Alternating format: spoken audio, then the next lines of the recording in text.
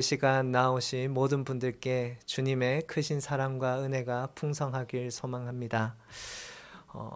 저희 사택에 들어올 때마다 저희 집에는 곳곳에 이렇게 결혼 사진들이 많이 있습니다. 아직 신혼이라서 티를 좀 내려고 곳곳에 이렇게 결혼 사진들이 있는데요.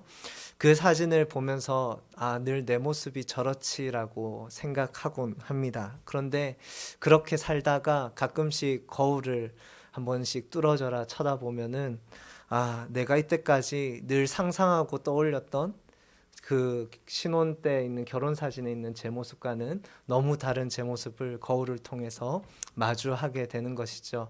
그럴 때마다 큰 우울감이 찾아오면서 내가 지금까지 착각 속에 살고 있었구나라는 것을 이내 깨닫게 됩니다. 그러면서 또 한번 결혼식 때 입었던 예복도 한번 다시 꺼내서 입어보는데요. 그때마다 이렇게 허리가 잠기지 않는 현실을 마주하면서 참 뭔가 이 씁쓸함들이 이렇게 밀려오는 것들을 느낍니다. 그런데 이런 제 모습을 보면서 종종 결혼 앨범을 저희와 함께 들추시던 어머니의 모습이 생각이 또 나더라고요. 지금은 꽤 이렇게 튼튼한 몸을 저희 어머니께서 가지고 계신데요. 굉장히 그 결혼 앨범을 보면 여리여리한 한 여인이 있습니다. 그때마다 저희 어머니께서는 위풍당당하게 내가 이랬다면서 그렇게 자신만만하게 저희에게 이야기하시던 어머니의 모습도 좀 생각도 나고 공감도 되더라고요. 뿐만 아니라 이 사진을 볼 때뿐만 아니라 저희 부모님께서 저희 아내에게 매번 전화가 오셔서 늘 이렇게 말씀하십니다. 영호 살찌면 큰일 난대. 맨날 이렇게 말씀하세요. 왜냐하면 저희 부모님께서 두 분 다 당뇨가 있으셔서 늘 제가 살찌는 거를 굉장히 노심초사해 하십니다. 그러면서 늘 저희 아내에게 신신당부하시는 거죠. 근데 그런 통화 내용을 들으면 괜시리 저는 마음이 꽤 불편해집니다. 그래서 조금 젊었을 때 관리하자라는 마음을 가지면서 근래 운동을 좀 시작을 했습니다. 운동을 시작하면서 이렇게 희망상 목표로 잡은 것은 내가 다시 예복을 입어보리라라는 그런 희망을 가지고 운동을 시작했습니다.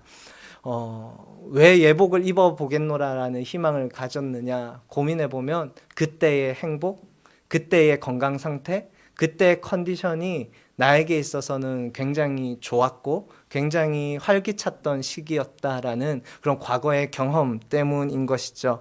그런 경험이 제 삶의 어떤 희망에 대한 향수, 희망을 꿈꿀 때 향수를 불러일으키는 것 같습니다. 사람은 누구나 과거의 경험이라는 한계선에서 자신의 기쁨의 한계치를 생각할 수밖에 없습니다. 그리고 향수는 그때의 기쁨이 다시 한번 내 삶에 재현되기를 소원하는 마음들을 일으키곤 하죠. 오늘 우리가 봉독한 이 시편 126편의 시인도 꿈과 같던 시간의 기쁨을 다시 경험해보고 싶은 마음으로 그때의 기쁨이, 그때의 즐거움이 내 삶에 다시 재현되기를 희망하는 마음으로 오늘 이 시를 써 내려갔습니다. 시인이 찬양하는 그 과거의 경험을 토대로 시인이 희망하는 미래는 무엇인지 우리가 함께 살펴보며 오늘 우리의 삶을 함께 고민하며 나아가는 시간이 되길 원합니다. 우리 이 시간 1절에서부터 3절 말씀을 다시 한번 봉독해 볼까요? 제가 한 절, 여러분들이 한 절 봉독하고 3절은 함께 봉독하겠습니다.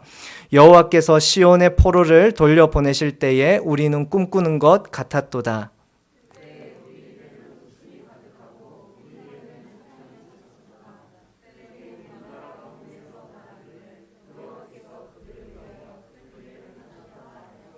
함께 읽겠습니다. 여호와께서 우리를 위하여 큰 일을 행하셨으니 우리는 기쁘도다. 아멘. 시인은 1절에서 굉장히 풍성한 감수성으로 글을 써내려갑니다. 그때를 떠올리니 꿈꾸는 것 같다라고 고백을 하지요. 믿을 수 없는 행복을 경험한 그 현실이 시인에게 있었던 것입니다. 그토록 행복했던 것이죠. 그때를 생각만 하면 꿈꾸는 것 같다라는 그런 감탄사가 나오는 것입니다. 그런데 그 현실이 무엇이었습니까?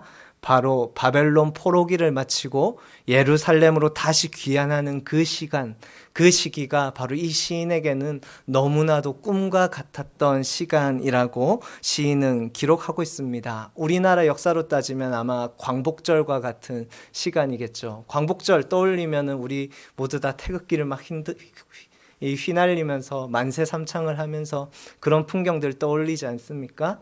그런 꿈과 같은 순간이 오늘 시인에게 고백이 되고 있습니다.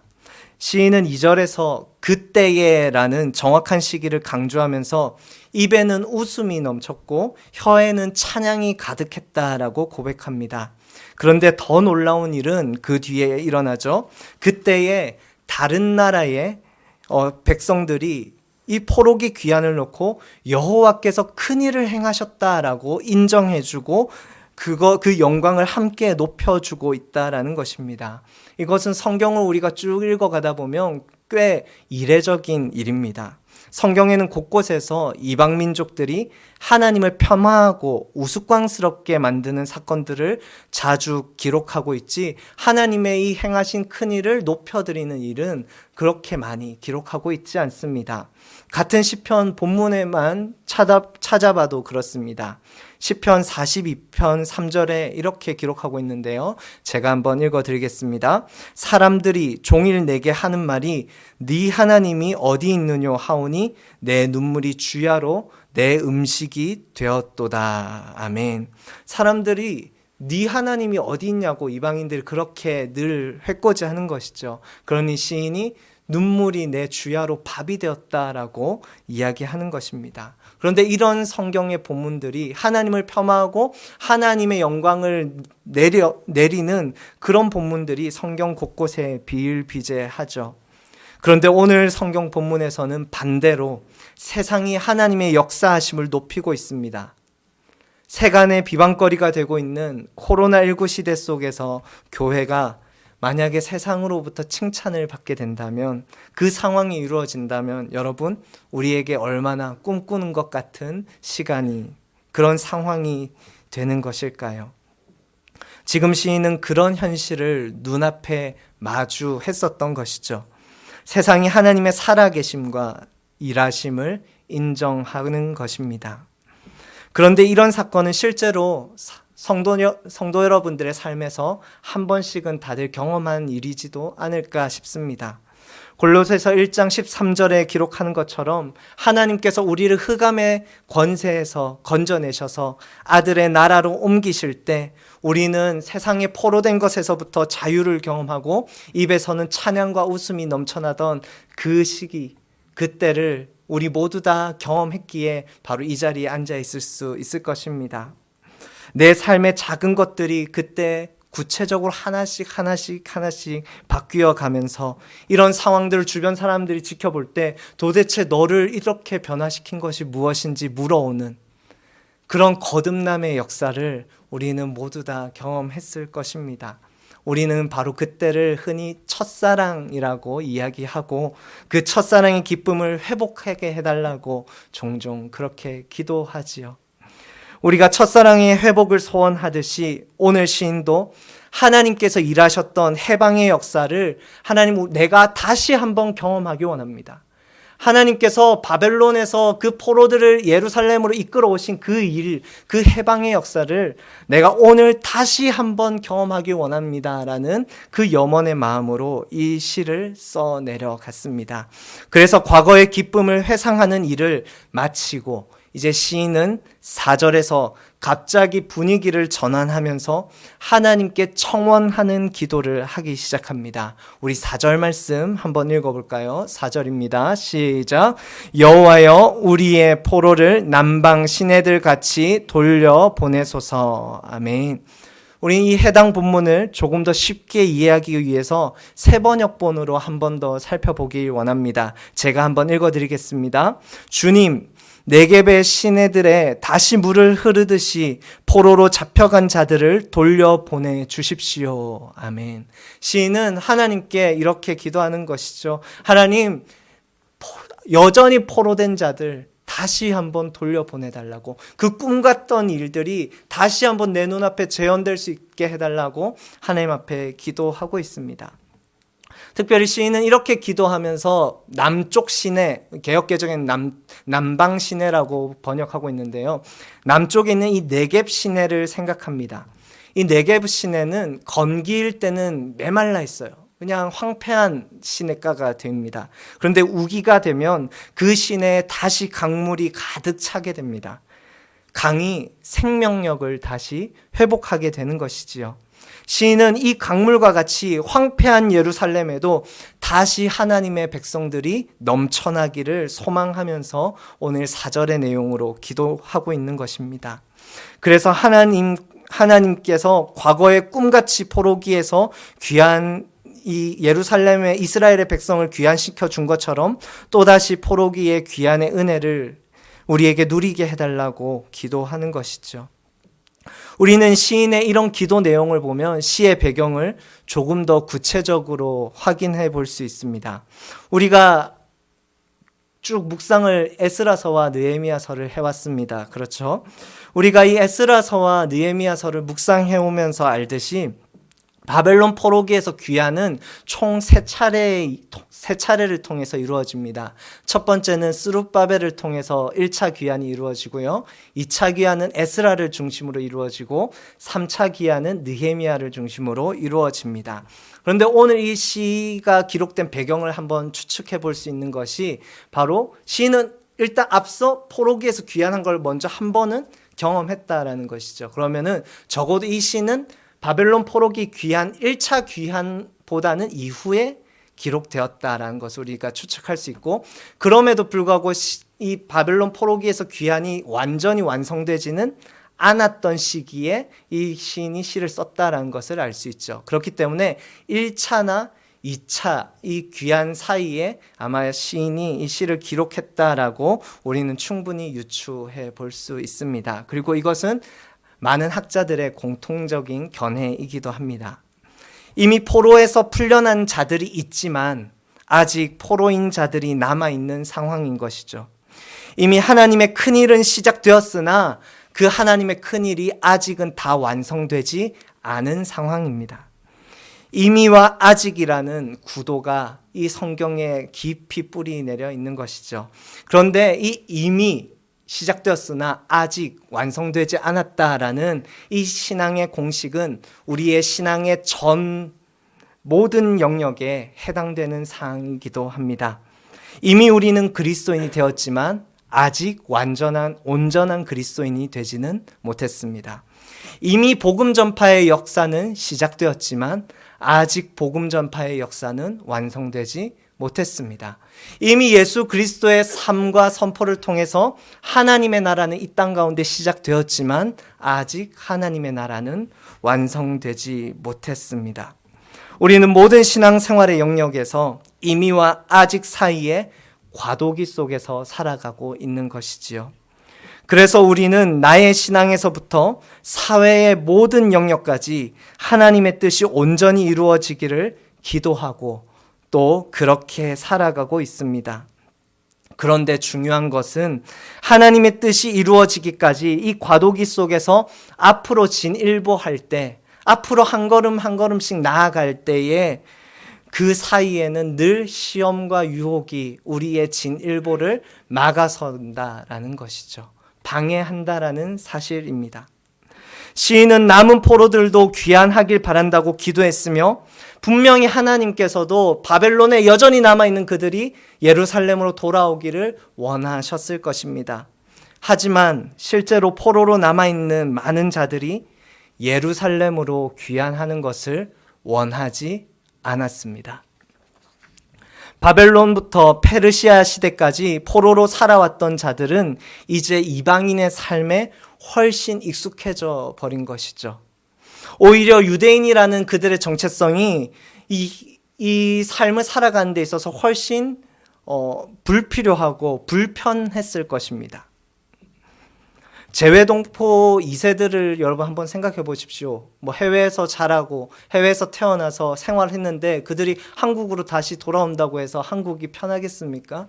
그렇지 않죠. 동일합니다. 이방에 있는 유대인들, 이제 그들은 분명히 재외동포 2세들처럼 누군가의 자녀들로서 바벨론에서 익숙하게 살아갔을 텐데, 그들이 굳이 예루살렘으로 다시 돌아간다는 것은 그들의 삶에 있어서 굉장히 큰 불편함이고 많은 손해들을 감수해야 됐던 것이죠. 구체적으로 느헤미야가 3차 귀환 당시에 여러분, 레위인들이 별로 예루살렘으로 많이 돌아가지 않았습니다. 그래서 느헤미야가 레위인들이 없어서 빨리 급하게 레위인들을 데리고 오라고 그렇게 귀향길을 잠시 멈추고 레위인들을 소집하는 모습을 우리는 느헤미야서를 통해서 확인할 수 있습니다.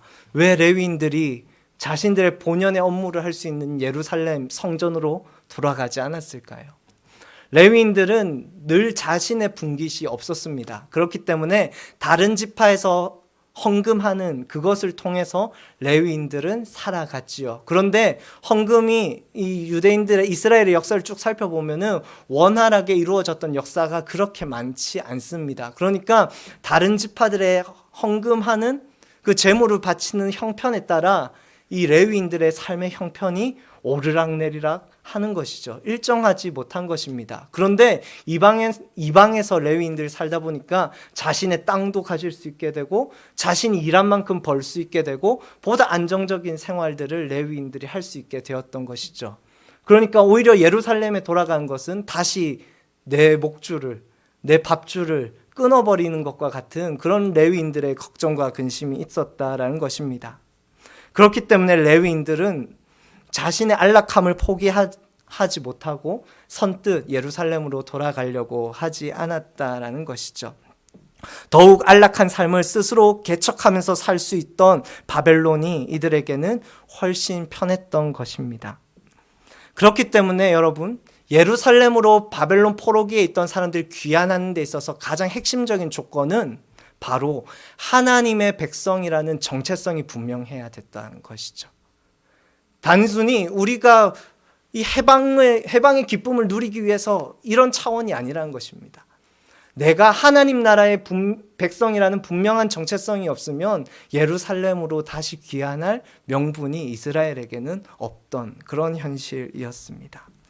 그렇기에 4절에서 시인이 다시 하나님의 백성들이 예루살렘에 돌아오도록 기도하는 이 마음에는 무엇이 전제되어 있어야겠습니까? 하나님의 백성으로서의 정체성이 회복되어야 된다라는 그것이 전제되어 있다라는 것이죠. 그렇기 때문에 이 기도는 하나님 나라 백성의 정체성을 우리에게 회복시켜 달라라는 그 간구와도 동일할 것입니다.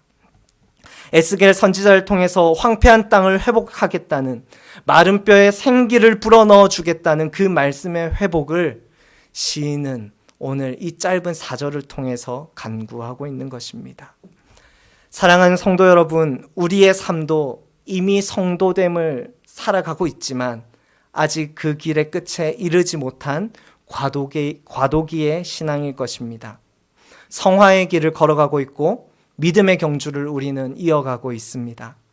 그런데 이 과도기에서 우리는 세상에 익숙한 생활에 속아 내가 본래 서 있어야 할 성도의 자리를 잊고 살아갈 때가 참 많습니다. 여전히 세상의 포로로 살아갈 위험이 우리에게는 다분하죠. 나의 신앙도, 내 옆에 있는 지체의 신앙도 언제나 그런 위험에 우리는 노출되어 있습니다. 그러니 우리는 오늘 시인과 같이 다시 하나님 나라의 정체성을 회복시켜달라고, 하나님의 백성의 정체성을 회복시켜달라고, 다시 예루살렘으로 돌아가게 해달라고 우리는 늘 깨어서 기도해야 하는 것입니다. 깨어서 기도하지 않으면 우리는 언제 다시 포로의 생활로 돌아갈지 모릅니다. 나 자신을 위해서라도, 우리의 신앙의 동력자를 위해서라도, 또 믿지 않는 영혼들을 위해서라도 그들 가운데 하나님의 백성의 정체성이 회복되도록 우리는 부단히 기도하기를 힘쓰며 나아가야 합니다. 시인은 하나님의 백성의 온전한 회복에 이르기까지 과도기적 상황에서 마지막으로 이렇게 고백합니다. 우리 5절과 6절 한 목소리로 봉독해 보도록 하겠습니다. 시작. 눈물을 흘리며 씨를 뿌리는 자는 기쁨으로 거두리로다. 울며 씨를 뿌리러 나가는 자는 반드시 기쁨으로 그 곡식단을 가지고 돌아오리로다. 아멘.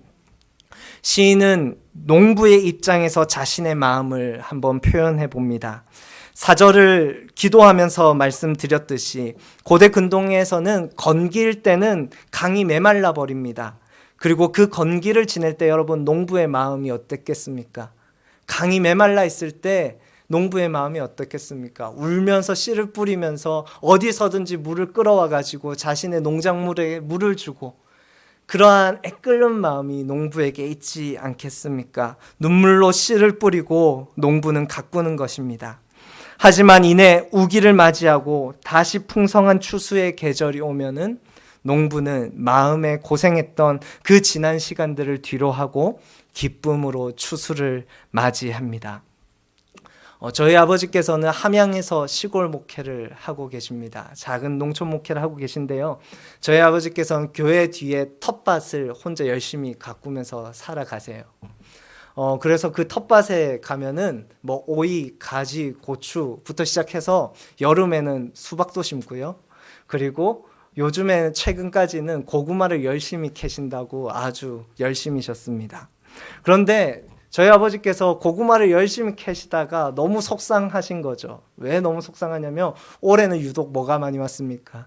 비가 너무 많이 온 거죠. 비가 너무 많이 오니까 작년에 비해서 고구마 상태나 고구마 수확량이 현저히 떨어지는 것입니다. 그러니까 저희 아버지께서 막 울며 겨자 먹기로 고구마를 캐고 전화로 막 끙끙 앓는 소리를 하시는데 그 이야기를 들으면서 우리 서덕출 목사님께서 농부가 다 되셨다고 그렇게 서로 이렇게 농담을 주고받고는 합니다.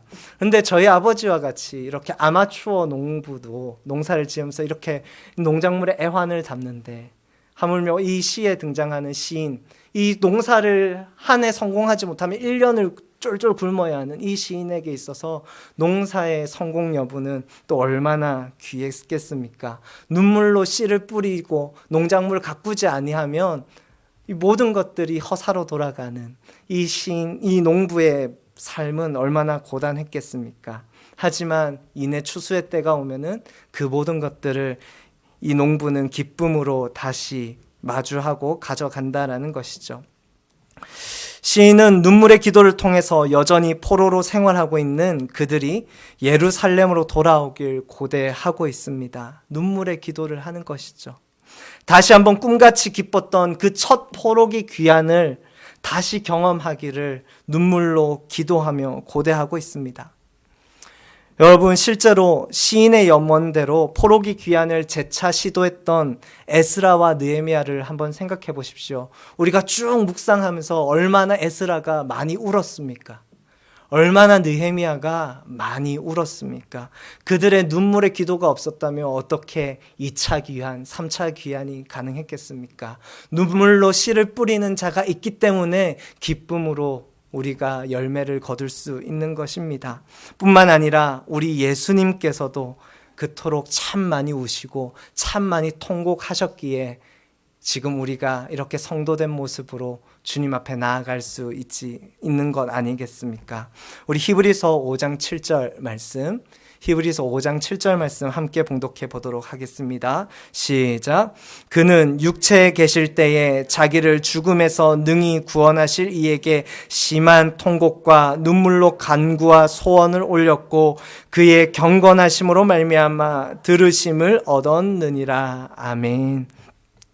예수님도 영혼 구원의 사역을 감당하기 위해서 다시금 새로운 하나님의 백성을 세우기 위해서 눈물로 기도하는 삶을 살아가셨습니다.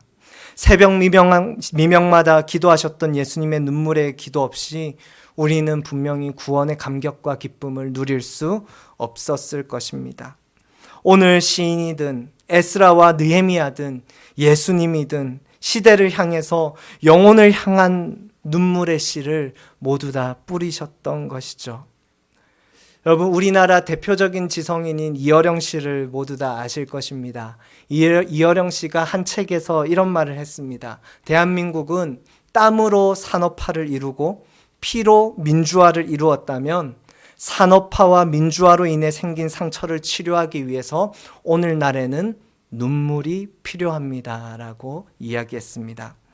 사회적으로든 여러분 신앙적으로든 이 땅의 회복을 위해서 오늘날에는 우리에게 눈물이 필요합니다. 그런데 이 눈물의 기도는 그냥 나오는 것이 아니지요.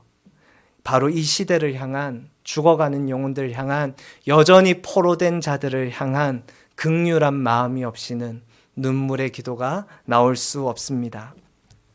대학원을 재학 중일 때 열린교회 김남국 목사님께서 채플에 오셔서 설교해 주시면서 이 긍휼에 대해서 이렇게 설명해 주셨습니다. 긍휼이란 죽을 수밖에 없는 운명을 끊어주고 싶어 하는 마음이라고 정의를 내려주셨습니다. 다시 한번 말씀드리겠습니다. 긍휼이란 죽을 수밖에 없는 운명을 끊어주고 싶어 하는 마음이라고 정의를 내려주셨습니다. 실로 그렇습니다. 우리 모두 육신의 죽음을 넘어서 영원한 죽음에 처할 수밖에 없는 운명이었습니다. 우리는 죽음을 피해갈 수 없는 운명이었지요. 그런데 그 운명을 끊어주고 싶어서 예수님께서 바로 이 땅에 오셨습니다. 우리는 그 운명을 끊어주고 싶은 마음으로 복음을 전하는 것이지요. 그리고 뒷걸음질 치고 있는 지체들이 있다면 다시 그 죽음의 권세에 사로잡히지 않게 하기 위해서, 다시 그 죽음의 권세의 포로 역할을 하지 않기 위해서 끊임없이 긍휼한 마음으로 눈물로 권면하고 기도하는 것입니다. 긍휼한 마음만이 하나님 나라의 온전한 회복을 위해서 진실한 사역을 감당할 수 있도록 인도해 줍니다. 그 긍휼한 마음으로 울면서 씨를 뿌리는 자는 기쁨으로 열매를 거두게 될 것입니다. 말씀을 정리하겠습니다. 오늘 시인은 과거를 생각하면서 이미 포로기 귀환이 이루어졌지만 아직 다 완성되지 않은 포로기 귀환을 놓고 기도합니다. 그런데 그냥 기도하지 않죠. 눈물로 기도하고 그 열매를 희망하고 있습니다. 이 시인의 기도는 에스라와 느헤미야, 나아가 예수님을 통해서 동일하게 하나님께 올려드려졌을 것입니다. 여러분, 우리 주님 예수님의 사명이 무엇이었습니까? 누가복음 4장 18절에 나옵니다. 제가 마지막으로 읽어드리겠습니다. 주의 성령이 내게 임하였으니 이는 가난한 자에게 복음을 전하게 하시려고 내게 기름을 부으시고 나를 보내사 포로된 자에게 자유를, 눈먼 자에게 다시 보게 함을 전파하며 눌린 자를 자유롭게 하고. 아멘. 예수님께서는 이 사역을 위해서 늘 눈물로 기도하셨습니다. 이제 예수님의 기도는, 시인의 기도는 성도들에게 이어져야 합니다. 성령이 예수님께 임한 이후에 포로된 자들에게 자유를 선포하시며 예수님께서 사역을 감당하셨듯이, 사랑하는 성도 여러분, 우리가 누구입니까? 우리는 성령 안에서 거듭난 자들입니다.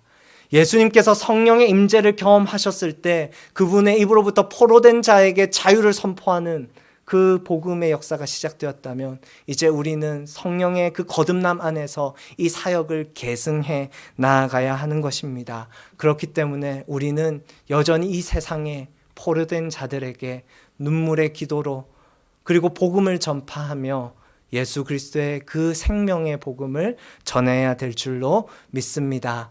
이미 우리의 삶은, 성도의 삶은 시작되었습니다. 아직 완성되지 않은 그 순간까지 우리가 부단히 힘쓰며 이 길에서 이탈하지 않고 함께 동행하기를 간절히 소망합니다. 이 시간 말씀을 기억하며 우리 함께 같이 기도합시다.